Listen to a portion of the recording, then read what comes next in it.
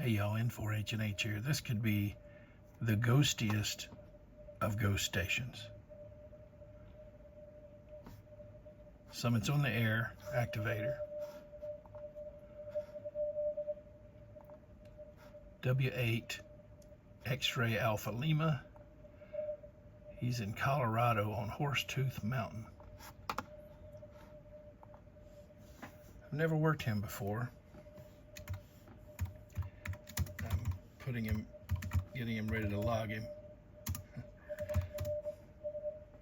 Hoping I can work him.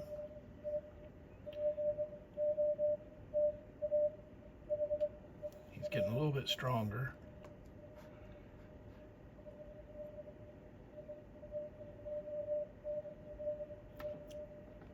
Just pulled him up in N3FJP and it loads their photo from QRZ. So I've got everything keyed in, ready to log him.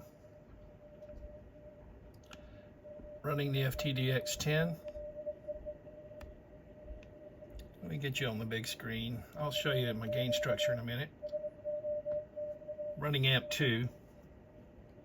And you're wondering, amp 2, that pulls in a lot of noise. It does. But I'll show you in a minute how I'm handling that. If you're not a CW enthusiast, I'll understand if you tune away, but maybe one day you will be, and this will be a good technique to know.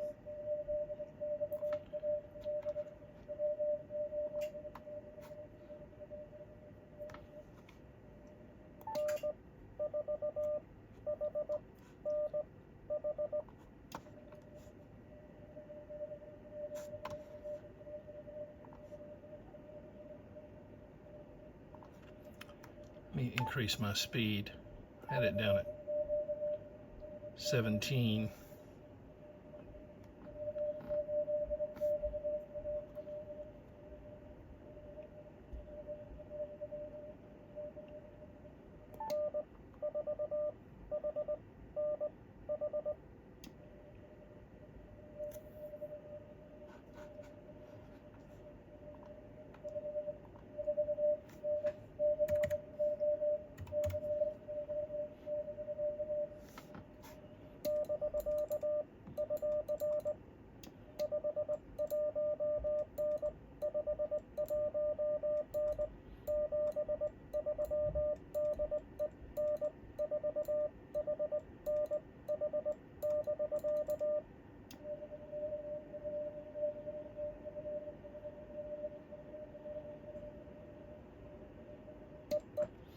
Wow.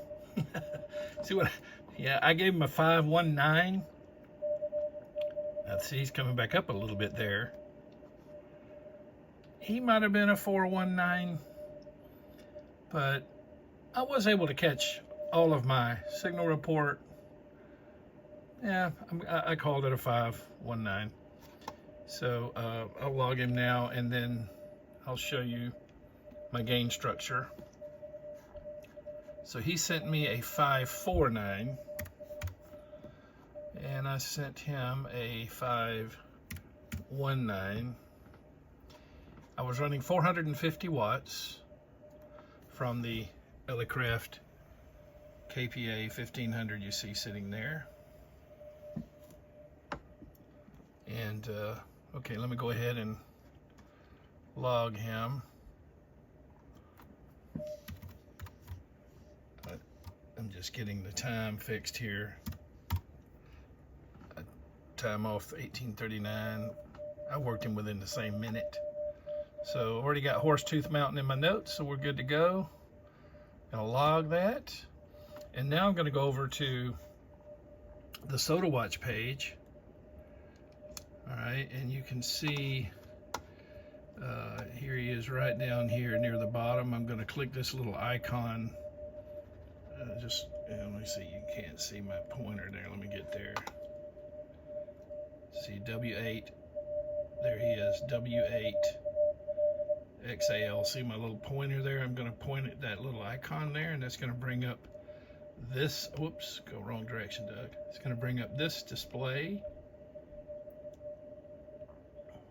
Okay, And that's just confirming his call sign, my call sign, the date, the time. And I worked him at 1839, so I'm going to backspace over the 41 since I was a little late logging that.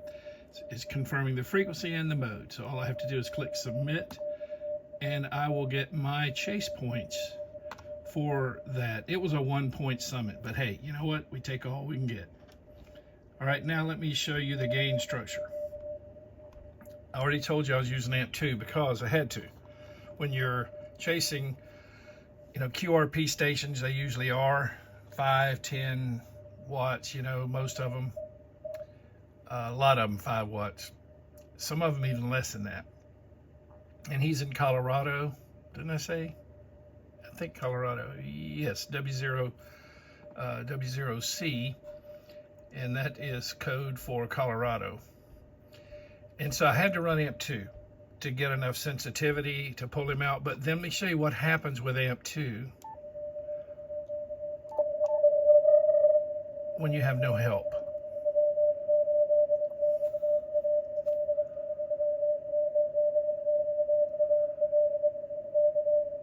You hear all that noise?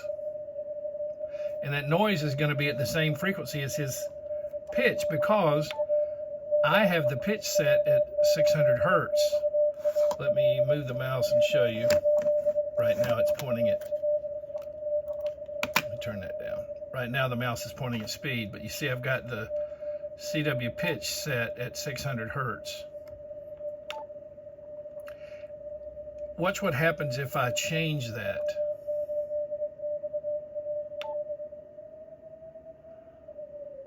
See, the pitch of that ringing changes as well, and that's normal because that ringing is coming from the amount of signal I'm pushing through narrow filters. See, for example, here's the default. I'm using the optional 300 hertz filter. Here's the standard 500. And of course, the problem with that is it's going to allow more noise through. It's also going to allow more interference from people up and down the band. So narrow with the 300, that'll help a little bit, you see. And then I'm taking the digital width down. Now, you guys who have an FTDX10, let me just point out here. Digital width is this outer ring here. That's your shift. Okay, and down here is APF contour, which is a button, but if you just rotate this ring, you get APF. Then you get an orange light. If you tap that light, you can switch it over to contour, which I've got contour set right now at 700 hertz. Let me show you. See, let me go back up to the big monitor. So if I just rotate the outer ring, I've engaged contour. You see that contour filter moving up and down, that U. And I'm putting it 700 hertz because that's 100 hertz above the tone I want to hear. And so it's knocking out that ringing, which, take a look here at the filter. See that skirt right there on the filter coming down? Let me zoom in.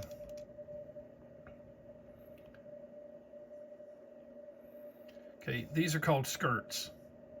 Now that's just a graphical representation. Don't think that's scientific, but there's a skirt there, and I'm knocking down the ringing by putting that right there over that edge of the skirt. Now, I can add to that the manual notch filter. You've heard me call it my notch trick, and that's a deep V right there. And I'm using it, 520 or so, to help knock the ringing down on the lower skirt.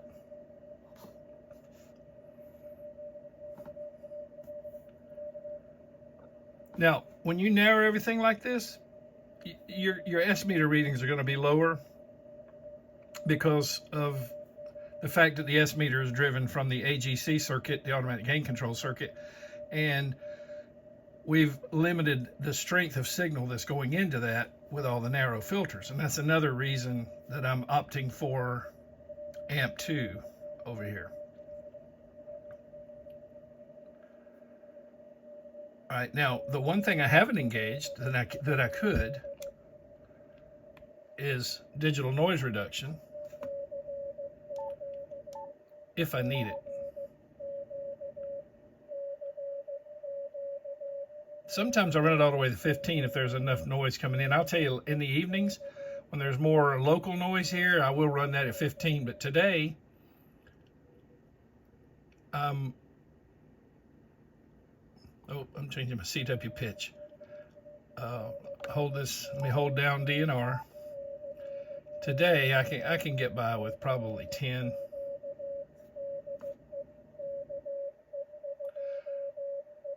Now that's obviously somebody else there, very strong.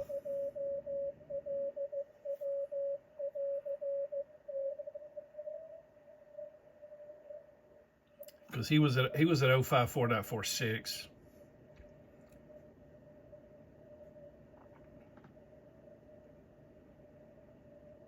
But you see how quiet it is now? Probably don't really even need the DNR right now. Contour and the manual notch are doing. I'm going to turn off manual notch, and that's just contour. There we are without contour. You see, it helped a lot. The contour filter is effective on sideband, of course, but it can be used on CW. Now, the other option is called APF, and I've got it set at its most narrow option in the menu. But you notice what happens? Let me turn it off. Listen to the ringing. APF makes it worse. So here's the thing about APF. Use APF if you've got interference up and down the band, because look how tight it is. I've used APF to knock somebody out that was 60 hertz away. Now, in conjunction with other tools like bringing the width down to 50, then using APF, which is in, basically a plus or minus 10 hertz increment, but it's boosting that pitch, that CW pitch. So sometimes if I don't have interference up and down the band, it's a better idea to use contour. Set it about 100 hertz above your tone. I've got the volume almost wide. There's volume all the way up, so that's why, you weren't hearing much noise, but there's the volume at a normal level. And you see how much that subdued it? And again, if I need any more, I could use DNR, and that's enough. Sometimes, though, the interference is so bad, it takes the DNR to knock the noise down, contour to help subdue the ringing, and the notch trick to help subdue the ringing, so that I can pull their ever so faint signal through. And sometimes you'll need to make up for that tightening, if you will, by turning the volume up. Okay, I hope you learned something from the video. Thanks for watching videos on my channel. They are made possible by members of the Patreon support team, who I call long haulers. They support the channel on an annual basis, and some have been supporting the channel for over 3.5 years, actually, approaching 4 years. And without them, you wouldn't have seen this video or the hundreds of others. And they have videos available to them that aren't public, and other content. So that being said, if you would, please hang on for another half a minute or so. I want to recognize 5 of those Patreon team members that I call long haulers, who help bring this video to you. 73 from N4H&H.